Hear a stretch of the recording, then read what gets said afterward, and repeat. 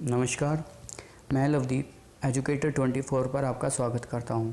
जैसे कि आपको पता है कि हमारे चैनल पर सी-टेट के रिगार्डिंग वीडियोस चल रही हैं। तो दोस्तों, आपसे ज़्यादा बात न करते हुए आपको पहली वीडियो हमने डाल चुके हैं। आज हम चैप्टर 1 का ही फर्स्ट पार्ट करने जा रहे हैं। 1.1 पार्ट करेंगे, जिसमें हम बात करेंगे कॉन्सेप्ट ऑफ डेवलपमेंट यानी कि विकास की अवधारणा के बारे में हम बात कर चुके हैं। आज मैं केवल सिर्फ लर्निंग के बारे में और उसकी जो स्टेजेस हैं यानी कि डेवलपमेंट की जो स्टेजेस हैं उसके ऊपर बात करेंगे। तो चलिए ज़्यादा समय न गंवाते हुए अपने कार्य पर आते हैं। जैसे कि आपको पता है, अधिगम का अर्थ क्या होता है? सीखना। यानी कि जो आपका सीखना है वो किस प्रकार मानव को प्रभावित करता है, यही कुछ हम इस वीडियो में जानने का प्रयास करेंगे। यह विकास की तरफ चलने वाली प्रक्रिया है जो जीवन पर्यंत चलती है। जीवन पर्यंत का मतलब है कि ये रुकती नहीं है, ये अविरल आपकी चलती रहती है, क्योंकि इसे हम मनुष्य जन्म से ही सीखना प्रारंभ कर देता है। इसके बारे में एक छोटी सी कहानी आपने महाभारत में भी सुनी होगी कि एक प्रमुख पात्र अभिमन्यु अपनी माँ के गर्भ में ही, वहाँ पर ही उसने चक्रव्यूह के बारे में सुन लिया था, तो उसके बारे में वो जान सका होता है। परंतु अब क्या है, अधिगम सार्थक प्रयासों क्या है, जो आपका अधिगम होता है उसे आप सार्थक प्रयास यानी कि उसके लिए आपको मेहनत करनी होगी। उसके लिए आपको मानसिक प्रारूपों में बदलाव सहित उसको प्रस्तुत करने में आपकी मदद ये करती है, ताकि आप जो है सीखना प्रारंभ कर सकें। सीखने के एस्पेक्ट में आपको दो चीज़ें बड़ी ध्यान रखनी है। एक तो आपकी हेरेडिटी, ठीक है, हेरेडिटी, और दूसरी है आपकी इन्वायरमेंट। इन दोनों को मिलने से ही आपका लर्निंग बनता है, ठीक है।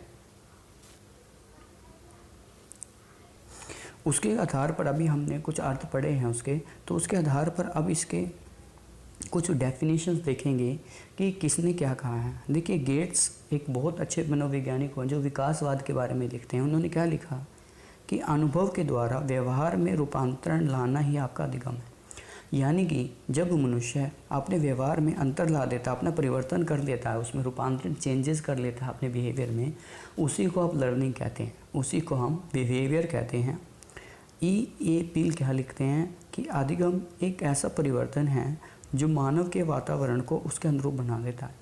यानी कि मनुष्य जो भी चीज़ें करता है वो अपने वातावरण के अनुरूप करता है। इसीलिए मैंने लिखा था कि heredity plus is equal to environment and then learning. यानी कि अगर आप आनुवांशिकी से सीखे हैं, जन्म से आपने सीख कर आए हैं, और फिर आप अपने वातावरण के साथ क्रिया करते हैं, तो उसका जो परिणाम होगा वो आपका अधिगम कहलाएगा। आगे देखें, ये कुछ अवस्थाएं हैं जो मानव विकास के चरण में मनोवैज्ञानिकों द्वारा, भारतीय मनुष्यों द्वारा और अन्य मनोवैज्ञानिकों ने तैयार की। इसने लिखा है कि मानव का शारीरिक विकास एक सीमा तक तो रुक जाता है, लेकिन उसकी मनोशारीरिक क्रियाएं जो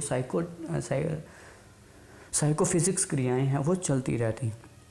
जिसमें सबसे पहले आती है आपकी गर्भकालीन अवस्था, यानी कि जो गर्भ जन्म से लेके आपके गर्भ तक चलती रहती है, और इसकी दिन कहते हैं 280 डेज यानी कि 9 महीने तक। उसके बाद आपकी शैशव अवस्था आती है जो जन्म से लेके आपकी 2 वर्ष तक की होती है, यानी कि 0 से लेके, एक बात और बता दूं, कई बार आपके में आता है ना 0 से लेके लिखा हुआ 2 साल, तो इसका मतलब क्या होता है कि जब बच्चा 12 मास से कम होता है, यानी कि आपका जो बच्चा 12 महीने से कम का होता है, उसकी पीरियड को बोला जाता है आपका 0 से 2 वर्ष, ठीक है।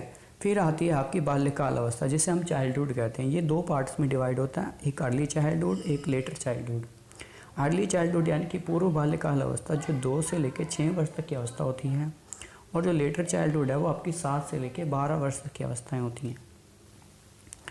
आगे आपकी आती है किशोर अवस्था। देखिए, किशोर अवस्था के बारे में क्या है, एडोलसेंस कहते हैं इसको इंग्लिश में, जो 12 से लेके आपकी 18 वर्ष तक की एज के ग्रुप में मानी गई। इसमें क्या होता है, जो अर्ली चाइल्डहुड है वो 13 से 16 वर्ष की अवस्था मानी गई है, और उत्तर अवस्था जो 17 से 19 वर्ष की अवस्था मानी। युवा अवस्था जो 19 से लेके 25 वर्ष, अडल्टहुड आपकी 25 से 40, और फिर मिडिल एज आती है 40 से 60, और वृद्धावस्था जो 60 से लेके आपकी मृत्यु अवस्था तक चलती रहती है, ठीक है। तो आइए अब कुछ चीज़ें जो हैं हम पढ़ लेते हैं इसके बारे में। जो शैशव अवस्था का यानी कि विकास के प्रारूपों का अधिगम से क्या संबंध है, उसके बारे में जानते हैं भी क्या चेंजेस आपके फिजिकल डेवलपमेंट में आते हैं, आपकी शैशवावस्था में, बाल्यावस्था में और किशोरावस्था में जो चेंजेस आते हैं उसके बारे में हम बात करेंगे। देखिए, जन्म से लेकर 6 वर्ष तक की अवस्था को इसमें हम शैशवावस्था कहलाती हैं। जन्म से 3 वर्ष तक शारीरिक और मानसिक विकास बड़ी तेज गति से होता है आपका, जिसमें बच्चा दोहराना, अनुकरण करना और इनमेच्योरिटी वाली चीज़ें करता है। अंगूठा चूसना, बात उच्चारण करना, तोतलाना, इन तरह की जो चीज़ें हैं वो सारी चीज़ अपने माता पिता से सीखता है, क्योंकि उसकी पहली गुरु उसकी माता ही होती है। ठीक है, कुछ और बातें वो करता है। इस अवस्था में बच्चे के अंदर जिज्ञासा की तीव्र इच्छा होती है, यानी कि वो हर चीज़ को अपनी तरफ खींचने की कोशिश करता है, जैसे कि आग पकड़ना, चलते हुए कूलर को पकड़ लेना, पानी में नहाना, ये जैसी क्रियाएं वो आकर्षित करते हैं उसको चीज़ें। सीढ़ियों पर चढ़ जाना, लाठी को उठा लेना, खिलौनों को उठाकर नीचे गिर देना, इस तरीके से। समाजीकरण की शुरुआत, क्योंकि बच्चा अब 2 साल की अवस्था में अपने पेरेंट्स से, माता पिता से जागरूक हो चुका है, नए नए रिश्तेदारों से मिल चुका है और समाज के विभिन्न जो उसके नित्य कर्म हैं उन चीज़ों को उच्चारण करता है। भाषा को सीखने की अवस्था है, शब्द उच्चारण बच्चा सीख जाता है और शिक्षक के लिए सबसे महत्वपूर्ण अवस्था आपकी शैशवावस्था है। ठीक है, उसके बाद आपकी आती है बाल्यकाल अवस्था, यानी कि आपकी चाइल्डहुड। ये 2 पार्ट्स में डिवाइड है। 6 से 12 साल की अवस्था में बाल्य साल की अवस्था होती है। इसका पहला चरण यानी कि अर्ली चाइल्डहुड आपकी कब होती है? 6 से 9 वर्ष तक की अवस्था में। इसमें बच्चे की लंबाई, उसका वजन और तर्क करने की शक्ति बच्चे की बढ़ती है। बच्चों में शिक्षा हेतु रुचि, इंटरेस्ट जागृत होता है, इसलिए बच्चों की जो बुक्स हैं वो आपकी पिक्चराइज यानी कि अच्छी अच्छी फ़ोटो वाली, तस्वीरों वाली बुक्स बच्चे की बनाई जाती हैं। प्रारंभिक शिक्षा यहाँ पे बच्चे की शुरुआत हो जाती है। बच्चा बहुत एक्टिव हो जाता है इस अवस्था में। समूह की और ग्रुपिंग बच्चे की स्टार्ट हो जाती है। इसकी आयु में, सारस की आयु में बच्चे बहुत छोटी छोटी बातों को नोट करते हैं और अपने पेरेंट्स के साथ, अपने दोस्तों के साथ उन बातों को बांटते हैं। इसमें दूसरा जो चरण है आपका, इसे 9 से 12 वर्ष की अवस्था माना गया है। इसमें बच्चे का जो नैतिक डेवलपमेंट है, मोरल डेवलपमेंट, वो स्टार्ट हो जाता है। बच्चा आपका क्या हो जाता है? आत्मनिर्भर हो जाता है, यानी कि दूसरों पर निर्भरता उसके ख़त्म हो जाती है। बच्चा खेल में रुचि लेता है, उसको इंटरेस्ट सारा दिन खेलने में हो जाता है। मानसिक क्रियाएं और सामाजिक क्रियाओं में भावनाओं का उसमें उदय होता है, यानी कि अब वो अपने माता पिता के साथ, अपने दूसरे रिश्तेदार जितने भी हैं उन पर ध्यान आकर्षित करता है। शैशवावस्था में जहाँ सीखने की गति कम होती है, अब बाल्यावस्था में वो गति का क्षेत्र विस्तृत हो जाता है और बच्चा बड़ी तीव्र गति से सीखता है। क्योंकि शैशवावस्था में तो क्या था, सीखने की गति कम थी। क्यों थी? क्योंकि उसका क्षेत्र सीमित था। लेकिन जैसे ही बालक बाल्यावस्था में तो उसका क्षेत्र बढ़ जाता है। बच्चा समाज के विभिन्न क्षेत्रों में, जैसे स्कूल, पड़ोस, मित्र, उसके पीर ग्रुप में प्रवेश कर जाता है। इसलिए अंतिम जो बड़ी महत्वपूर्ण अवस्था है आपकी, वो है जी आपकी किशोर अवस्था। इसका अधिगम बच्चा कैसे करता है? देखिए, 12 से लेकर 19 साल की अवस्था किशोर अवस्था में आती है। ये प्रौढ़ावस्था से और प्रौढ़ावस्था के बीच की अवस्था, बाल्यकाल से आगे किशोरावस्था और किशोरावस्था के बाद आपकी प्रौढ़ावस्था आ जाती है। ठीक है, एडोलसेंस बोलते हैं जिसको। 12 से 14 वर्ष की आयु में लड़कों की अपेक्षा लड़कियों का विकास बड़ी तेज़ गति से होता है, और फिर जब 14 से 19 में लड़कियों की अपेक्षा लड़कियों का विकास बड़ी तेज़ गति होता है। यानी कि क्या है, जहाँ बाल्यकाल में विकास सबका सेम हो रहा था, लड़के लड़कियों का बराबर, किशोरावस्था में लड़कियों का विकास पहले होगा। विकास में क्या क्या होगा? लड़कियों के स्तनों में उभार आएगा, आवाज़ में कोमलता आएगी, ठीक है, माहवारी शुरू हो जाएगी। तीसरा, और जब लड़कों में क्या होगा, 15 साल की उम्र में उनकी लैंगिक क्रियाएं बढ़ेंगी। ठीक है, आगे अंतिम पार्ट क्या है आपका, कि प्रजनन अंग दोनों में विकसित होते हैं।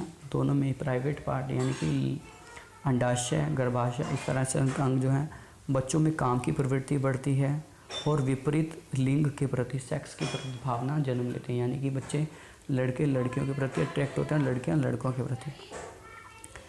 इस उम्र की सबसे बड़ी अवस्था जो है यौन समस्या है।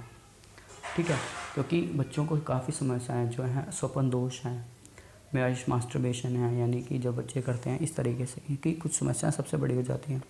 इसके लिए उन्हें प्रत्येक मार्गदर्शन की आवश्यकता पड़ती है और बच्चों को पड़ती ही पड़ती है। इसलिए बच्चों को अपने माता पिता का मार्गदर्शन मिलना ही चाहिए। टीचर्स को भी ऐसी एजुकेशन देनी चाहिए कि जो बच्चे इन चीज़ों के बारे में बात कर सकें। ठीक है, तो दोस्तों आज के लिए बस इतना ही। आज हमने पढ़ा विकास के बारे में कि विकास क्या है।